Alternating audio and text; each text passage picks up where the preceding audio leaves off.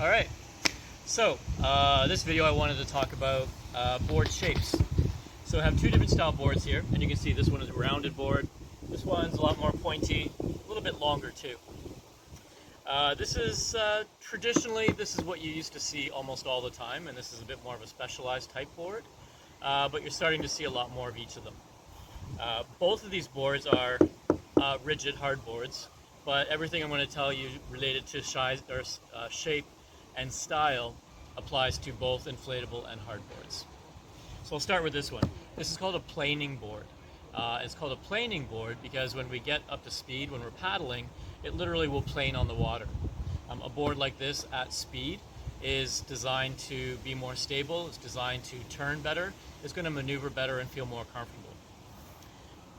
This was the first style of stand-up paddleboard because literally it's just a stretched out surfboard, and that's kind of the heritage of the sport. So they've been made longer, wider, so that we can stand on them and they're more stable. Features on a board like this that you're going to notice are the rounded front. That's just so it maneuvers easy through the waves, chop, or flat water. On this board here, you'll see there's also a rocker. The Kahuna brand in general has an accentuated rocker, and what that does, it's on the tail and on the nose. The rocker makes it more maneuverable. So these boards are extremely maneuverable. They're good in wave and chop because they maneuver so easy through it, and they're wider in the middle, which makes them stable. They're thinner than a board like this, and you'll see sometimes a measure called volume on a board. Volume is literally the volume. Oh, goose. Volume is literally the volume of the size of the styrofoam that the board's made up of. So a board like this gets a lot of volume because the styrofoam is wide and long. So volume is generally a relationship, or you can correlate volume to size of the rider that will do well on the board. Yeah, so those are the main features of this board. So to me, this is my play board. This is when it's wavy and choppy, and I don't want to go anywhere in particular. I just want to have fun. This is the board I take out. Doesn't mean I can't go places, but yeah, that's what I like to do with it. A note about this, because that nose is rocked up, in a headwind, the wind will get under that nose and knock it off. So a board like this can be harder to track forward, and in a breeze, the nose is going to tend to fall off, so we have to do a little bit more work to hold it into the wind. So you're talking very maneuverable, easy to turn, not as great tracking straight, still good, but not great.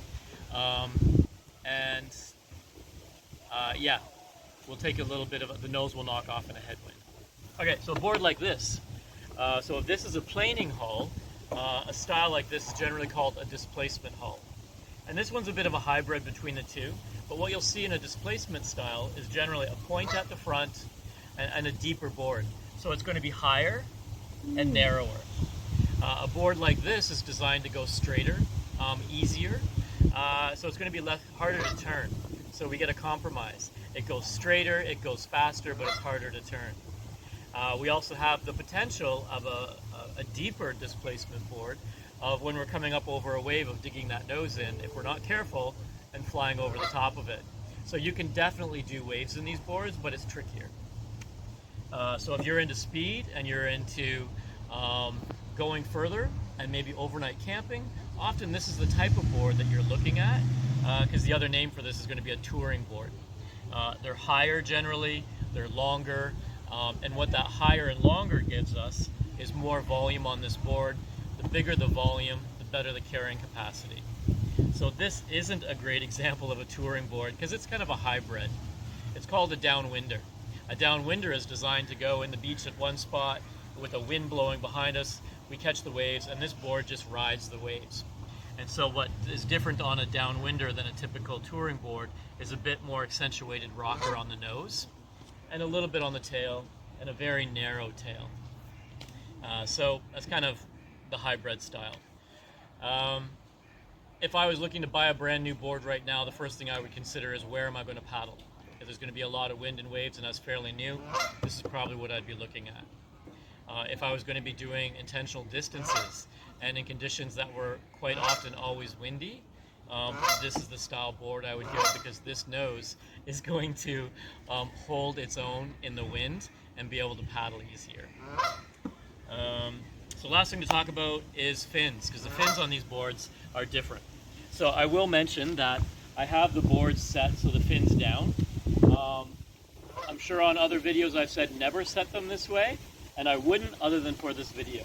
We don't do that because if somebody steps on this board, fin snaps. If somebody trips on the board, fin snaps, and then we're not going paddling. On this particular board, on both of these boards, they're fiberglass fins. Fiberglass fins, you're looking at a minimum $100 to replace. So don't break it. So on a planing board, what you're going to find is a rounded fin, and this is going to be the typical fin. You're going to be anywhere from 8 to 10 inches deep. On some boards, you're going to have slots. You might have built-in fins on an inflatable, side fins, or on a hard board, you might have additional slots for side fins.